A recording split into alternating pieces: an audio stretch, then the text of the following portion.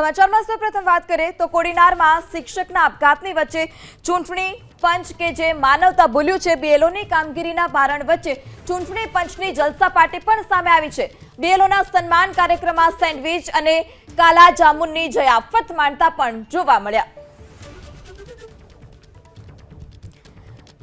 તો બીએલઓની કામગીરી કે જેને કારણે શિક્ષકો પર ભારણ વધ્યું છે અને તે ભારણ જે આ લોકોને નજરે નથી આવતું, શિક્ષકો રાત્રે પણ મોડે સુધી કામગીરી કરવા મજબૂર છે અને આ તમામ વચ્ચે આ જે પાર્ટી છે તે પાર્ટીનો વિડીયો સામે આવ્યો છે।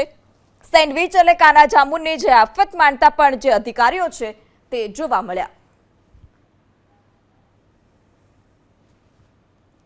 તો કોડીનારમાં શિક્ષકના આપઘાતની વચ્ચે ચૂંટણી પંચ કે જે માનવતા ભૂલ્યું છે, બીએલઓની કામગીરીના ભારણ વચ્ચે ચૂંટણી પંચની જલસા પાર્ટી આ સામે આવે છે। ચૂંટણી પંચને રજૂઆત કરવાની હતી કે જે આ બીએલઓની કામગીરી છે તેનું ભારણ ઓછું કરવામાં આવે, પરંતુ આ તમામ વચ્ચે જે જયાફત છે તે માનતા ચૂંટણી પંચના અધિકારીઓ જોવા મળ્યા છે।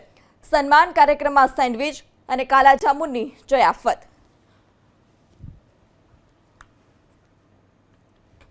તો મૃતક શિક્ષકના પરિવારને પડખે ઊભા રહેવાની જરૂર છે ચૂંટણી પંચને, પરંતુ તેની વચ્ચે આ પ્રકારે જે આફતનો જે વિડીયો છે તે સામે આવ્યો છે। ચૂંટણી પંચ કે જેની માનવતા સાવ એટલે સાવ મરી પરવારી છે।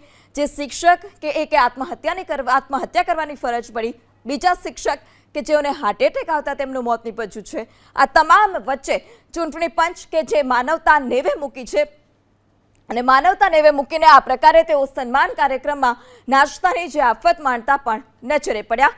જે ટ્રે છે તે ટ્રે લઈને પણ જતા માણસો નજરે પડ્યા છે। ત્યારે કોડીનારની જ આ ઘટના છે કે જ્યાં બીએલઓની કામગીરીમાં આ તમામ ભારણ વચ્ચે જલસા પાર્ટી પણ સામે આવી છે। સેન્ડવિચ અને કાલા જામુન। દિગ્વિજયસિંહ પણ આપણી સાથે જોડાઈ ચૂક્યા। જેથી દિગ્વિજયસિંહ, જે બીએલઓની કામગીરી કરતા શિક્ષકો છે તેમના પર ભારણ વધ્યું છે, તો બીજી તરફ ચૂંટણી પંચ કે જે આ પ્રકારે જે આફત માનતું નજરે પડ્યું છે, આપ તરફથી શું માહિતી તે લોકોને આપવામાં આવશે અને કેવા પ્રકારની માંગ? અમે અત્યારે ચૂંટણી પંચને લેખિત રજૂઆત કરેલી છે અને રૂબરૂપ જેના પરિવારને જે દુઃખદ ઘટના બની છે અને જે આ રીતે નોટિસો દેવામાં આવે છે એ બાબતે તમામ મુદ્દાસર રજૂઆત કરેલી છે। અને જે અત્યારે આપના માધ્યમથી કે અમે નીકળ્યા પછી ચૂંટણી પંચ દ્વારા કઈ બીએલઓનું સન્માન કાર્યક્રમમાં ગુલાબ જાંબુ નાસ્તાની જે વ્યવસ્થા જે કરતા હતા એ આવી ઘટના બની ત્યારે આવું થાય એ બિલકુલ યોગ્ય નથી। અમે એને સખત શબ્દોમાં વખોડી છે। જી દિગ્વિજયસિંહ, જે સન્માન કાર્યક્રમ છે તેમાં પણ ગણ્યા ગાંઠિયા લોકો જ જોવા મળી રહ્યા છે અથવા તો બીએલઓ છે, તમામ ખુરશીઓ ખાલી છે, તેમ છતાં ત્યાં લોકો જે આફત માણી રહ્યા છે, કેટલું અયોગ્ય? આ 1-2-5 જણા શિક્ષકોને સારી કામગીરીના કારણે સન્માન કરી અને કેમ કે આવું શિક્ષકો કામગીરી થઈ રહી છે, પણ ખરેખર ઓનલાઈન એપ જ ચાલતી નથી। ચૂંટણી પંચે પણ સ્વીકાર્યું કે ખરેખર આખા દેશ લેવલે એક સાથે કામગીરી હોવાના કારણે થઈ શકતું નથી અને જેનું સન્માન કર્યું છે ચૂંટણી પંચે અને એ એક્સપાયર કર્યું છે, જેમ સન્માન કર્યું, અમે એના પરિવારને ચૂંટણી પંચના અધ્યક્ષ મળવા જાય અને સાંત્વન આવે એવી ચૂંટણી પંચ પણ અમે અપેક્ષા રાખી કે તમે જેમ આ કર્યું એવું અમારો પરિવાર જયારે સભ્યો ગુમાવ્યા છે એ 5 શિક્ષકો આજે 3 શિક્ષકોએ જીવ ગુમાવ્યા, 2 એટેક આવ્યા, તાપી અને દાહોદ, અને આ શિક્ષકે સુસાઇડ કર્યું। તો એના માટે એના પરિવાર પાસે રૂબરૂ જાય અને ચૂંટણી પંચ અહીંયા જઈને એ પરિવારને સાંત્વના આપે અને ખાતરી આપે કે અમે આની તટસ્થ તપાસ કરાવશું અને સીટની રચના કરવામાં આવે એવી અમે રાજ્ય પ્રાથમિક શિક્ષક સંઘ વતી માંગણી કરી છે। જી દિગ્વિજયસિંહ, જે દાહોદના શિક્ષક હતા તેમની તબિયત લથડી હતી તે પ્રકારના સમાચાર હતા, આપ પાસે તેને લઈ કોઈ વધુ વિગત છે ખરી? દાહોદ માટે ખાલી અમને મેસેજ મળ્યા છે, તાપી માટે અમને જિલ્લા સંઘ દ્વારા બેનનું નામ ને એ મળ્યું છે, એને એટેક આવ્યો છે, તાપીની વિગત અમને મળી છે, દાહોદના ફક્ત સમાચાર મળ્યા છે। હજી એની વિગત અમારી પાસે વિગતવાર શાળા કે નામની હજી વિગત મળેલ નથી। જી દિગ્વિજયસિંહ, કોઈકના ઘરમાં માતમ છવાયો છે અને બીજી તરફ આ પ્રકારે ચૂંટણી પંચ કે જે સન્માનની કામગીરીના નામે આવા પેતરા કરે છે અને પાર્ટીઓ કરી રહ્યા છે। સન્માનનો કાર્યક્રમ કદાચ નિર્ધારિત હોઈ શકે નહીં, કરે એની આરે તો અમને વાંધો ન હોય, પણ જે આ રીતે આવી દુઃખદ ઘટના હોય ને અમે આવેદન પત્ર દઈને હજી નીકળ્યા હોય અને પછી જો આ રીતે મીઠાઈને ખાવામાં આવે એ બિલકુલ યોગ્ય નથી અને આ રીતે જે કંઈક કરવામાં આવે એ અધિકારી તરીકે અમે યોગ્ય ગણતા નથી. જી દિગ્વિજયસિંહ, અમારી સાથે વાત કરવા બદલ આપનો આભાર. રાષ્ટ્રીય શૈક્ષિક મહાસંઘના અધ્યક્ષ મિતેશભાઈ ભટ્ટ પણ આપણી સાથે જોડાઈ ચૂક્યા છે. જે મિતેશભાઈ, બીએલઓની કામગીરીના સન્માનના નામે ચૂંટણી પંચ આ પ્રકારે પેંતરા કરતું નજરે પડ્યું છે, ઘટનાને કઈ રીતે જોઈ રહ્યા છો આપ? ચૂંટણી પંચ દ્વારા શિક્ષકોના સન્માનની કામગીરી કદાચ અગાઉથી નિશ્ચિત હોઈ શકે, પરંતુ જ્યારે પોતાના પરિવારના જ એક વ્યક્તિએ અધિકારીઓના દબાણથી ડિપ્રેશનમાં આવી અને આત્મહત્યા કરી હોય, એનો એક નાનું સંતાન હોય, 38 વર્ષની ઉંમરે જ એટલું બધું પ્રેશર આવવાથી એ વ્યક્તિ આત્મહત્યા કરી હોય, એની જાણ ચૂંટણી પંચને કરેલી છે, એમને ખબર પણ છે, છતાં પણ સંવેદનશીલતા દાખવ્યા સિવાય એની અંદર આવી રીતે પાર્ટી કરવી અથવા તો મીઠાઈ વિતરણ કરીને ખાવી એ જરા પણ યોગ્ય નથી. આપણા ભારતીય સંસ્કૃતિની અંદર પણ આપણો ઘરનો નાનો કર્મચારી હોય, પરિવારનો નાનો વ્યક્તિ હોય કે સંસ્થાનો નાનો કર્મચારી હોય તો એના પ્રત્યે પણ આપણે સંવેદના દાખવતા આવીએ છીએ. સંવેદનશીલતા દાખવી અને ચૂંટણી પંચે એના પરિવારને સાંત્વના આપવી જોઈએ. મને નવાઈ એ લાગે છે કે આટલી બધી રજૂઆતો સંગઠનો તરફથી થયા પછી પણ ચૂંટણી પંચ દ્વારા એક હરફ પણ ઉચ્ચારવામાં આવ્યો નથી કે ભાઈ આ શિક્ષકોને જે તકલીફ પડે છે એની અંદર છે, અમે આની અંદર કામગીરીમાં જોઈ રહીશું. એટલે આપણને દેખાય છે કે ભાઈ એક અમે એમ કહેવાય છે ને કહેવાય કે ભણ્યા પણ ગણ્યા નહીં, એવું આપણને સ્પષ્ટ દેખાય છે કે અધિકારી તરીકે કદાચ હોશિયાર હોઈ શકે પણ સામાજિકતા દાખવવાની અંદર એ લોકો પાછા પડ્યા છે, એવું મારું સ્પષ્ટપણે માનવું છે. જી મિતેશભાઈ, જે વિડીયો સામે આવ્યો છે તેમાં પણ ચૂંટણી પંચ સિવાય ગણ્યા ગાંઠ્યા જે શિક્ષકો છે તેમને સન્માન માટે બોલાવવામાં આવ્યા છે અને સન્માનના નામે આ પ્રકારે જે પાર્ટી છે તે કરવામાં આવી છે. આપ તરફથી શૈક્ષિક મહાસંઘ તરફથી ચૂંટણી પંચને કેવી રજૂઆત કરવામાં આવી છે? શૈક્ષિક મહાસંઘે ચૂંટણી પંચને શરૂઆતથી જાણ કરી છે કે ચૂંટણી પંચે આ સ્તરની કામગીરીનું આયોજન યોગ્ય રીતે કર્યું હોય એવું લાગતું નથી. ચૂંટણી પંચે સર ફોર્મ જે બહાર પડ્યું SIR લખ્યું એ સામાન્ય કોઈ વ્યક્તિને એ સમજવામાં તકલીફ પડે એવી છે.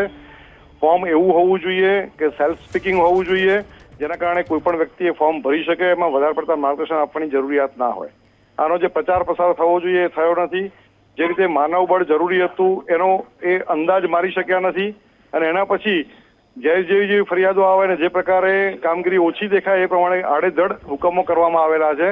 એટલે શૈક્ષિક મહાસંઘે કીધેલું છે કે ભાઈ રાષ્ટ્રીય કામગીરી શિક્ષકો કદાચ કરી રહ્યા છે જ્યારે અને કરવા માંગે છે પણ એની અંદર દબાણ કરવાની જે પદ્ધતિ છે, એમના ઇન્ક્રીમેન્ટ બંધ કરવાની બાબત છે, સર્વિસ બુકની બાબત છે, જે એમને લાગુ પણ નથી પડતું, તો અધિકારીઓ દ્વારા એ રીતે દબાણ કરવામાં આવે છે, માતૃશક્તિને દબાણ કરવામાં આવે છે અને સાંજે 6 વાગ્યા પછી પણ માતૃશક્તિને અમુક હાજર થવાનું કહેવામાં આવે, રાત્રે 2 વાગે OTP માંગવામાં આવે અથવા તો એમને આખી રાત કામગીરી કરવામાં આવે.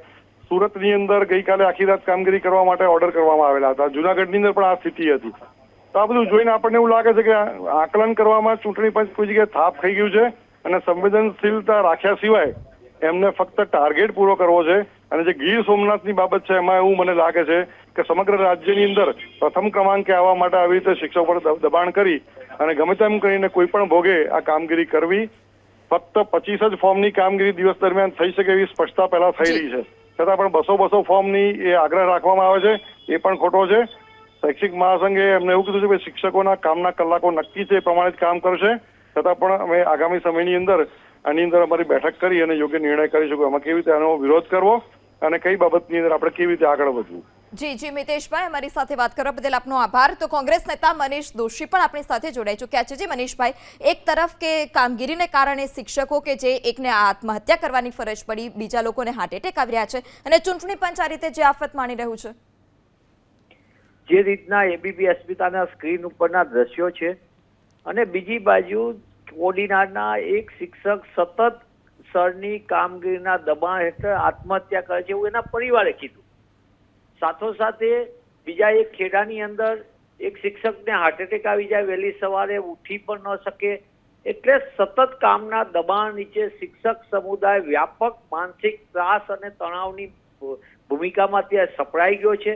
એક તરફ ગુજરાતના શિક્ષકો કામગીરીના દબાણ હેઠળ આપઘાતની ઘટના અંતિમ પગલું સામે આવે અને બીજી બાજુ ચૂંટણી પંચ મન ફાવે તેવા મનગઢત મૌખિક સૂચનાઓ આપીને તણાવ અને આક્રોશનું વાતાવરણ ઊભું કરે અને પછી ફેસ સેવિંગ એક્સરસાઇઝ, હું કહું છું આ ચહેરો પોતાનો સાચવવા માટે ચૂંટણી પંચે અત્યારે ગુલાબ જાંબુ સાથેની કામગીરી કરે છે.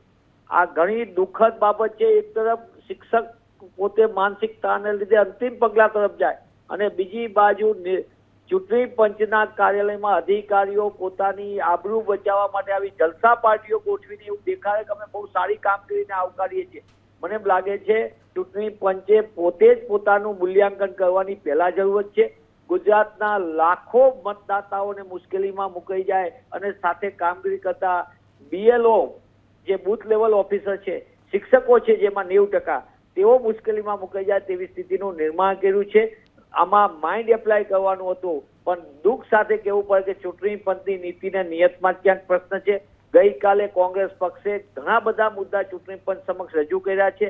અમે તેમાં એક વાત કીધી છે, 22 ને 23 તારીખે સમય મર્યાદા વધારો, દિવસ આખો કામગીરી થાય, જે શિક્ષક સમુદાય ભોગ બની રહ્યો છે અને વ્યાજબીપણું તપાસવામાં આવે. શિક્ષક સિવાયના 14 થી 18 પ્રકારની અલગ અલગ કામગીરી કરતા વિભાગના કર્મચારીઓને પણ કામની વહેંચણી કરવામાં આવે તો આ કામનું ભારણ પણ ઘટે અને કામગીરી પણ થઈ શકે. ચૂંટણી પંચ પોતે ડિજિટલ ફોર્મેટમાં પોતાની આગળ સોફ્ટવેર છે એનો ટેકનોલોજીનો ઉપયોગ કરે તો ડુપ્લિકેટ મતદારો પણ સીધા આઈડેન્ટિફાઈ થઈ જાય, ઓળખ થઈ જાય. ચૂંટણી પંચની જો નિયત સાફ હોય અને એ સાચા અર્થમાં જે એની બંધારણીય જવાબદારી છે પારદર્શક રીતે કરવા માટેની કામગીરી, એ મતદાર યાદી જો પારદર્શક કરવી હોય તો એને સોફ્ટવેરનો ઉપયોગ કરીને તાત્કાલિક કરવું જોઈએ. જે કામગીરી માટે કલાકોને દિવસો બગડશે એની બદલે માત્ર 3 દિવસની અંદર આખા રાજ્યના ડુપ્લિકેટ મતદારો ઓળખ થઈ જશે અને એની સાથે એ કામગીરી સરળતાથી કરી શકાશે. હવે સવાલ ચૂંટણી પંચની નીતિ અને નિયત ઉપર છે. એમની નિયત સાફ હોય અને એ ઈચ્છતા હોય કે બધાને ફરજ એમને પારદર્શક રીતે કરવી છે તો તેઓ આ અમલવારી કરે. જી મનીષભાઈ, અમારી સાથે વાત કરવા બદલ આપનો આભાર. કોંગ્રેસ નેતા હિરેન બેંકર પણ આપણી સાથે જોડાઈ ચૂક્યા છે. જી હિરેનભાઈ, એક તરફ કે કામગીરીનું ભારણ શિક્ષકો શાળાએ નથી જઈ શકતા, બાળકોના શિક્ષણ પર અસર પડી રહી છે અને બીજી તરફ આ પ્રકારે તાઇફા કરવામાં આવી રહ્યા છે. ચોક્કસપણે કે જે પ્રકારના દ્રશ્યો, જે પ્રકારની વાતો આ SIR ને લગતી આપણી સામે આવે છે, ખરેખર એ સ્પષ્ટ દર્શાવે છે કે ભાજપની સરકારની સંવેદના મરી પરવાળી છે. એક બાજુમાં આટલા પ્રેશરની અંદર કામ કરતા BLO ક્યાંક હાર્ટ એટેકની ઘટના થાય, ક્યાંક આત્મહત્યા કરે. જેતર ગીર સોમનાથના કોડીનારના છારા ગામની જે ઘટના છે જેમાં BLOએ આત્મહત્યા કરી, એનો પત્ર વાંચો ત્યારે આપણને ખબર પડે કેટલી બધી એ માનસિક ત્રાસમાંથી ગુજર્યા છે અને એના પછી એને આ પ્રકારનું પગલું ભરવું પડ્યું છે. એ જ એવી વખતે કે જ્યારે આ પ્રકારની આખા ગુજરાતમાં પરિસ્થિતિ ચાલતી હોય, એ લોકોની સાથે ખભેથી ખભો મિલાવવાની જરૂર હોય, એની જગ્યાએ સરકાર અત્યારે પાર્ટી અને જલસાની વાતોમાં વ્યસ્ત છે. આ દર્શાવે છે કે ભારતીય જનતા પાર્ટીના આ અણઘડ વહીવટ અને ઉતાવળી અમલવારીને કારણે આજે ગુજરાતના શિક્ષણ વ્યવસ્થા તો અસર થઈ જ છે, પણ જે ખરેખર BLOની કામગીરી કરતા હજારો લોકો જે છે એ આમાં ખરેખર ખૂબ જ તકલીફમાં વેઠી રહ્યા છે અને એના કારણે હાર્ટ એટેક. જી હિરેનભાઈ, અમારી સાથે વાત કરવા બદલ આપનો આભાર.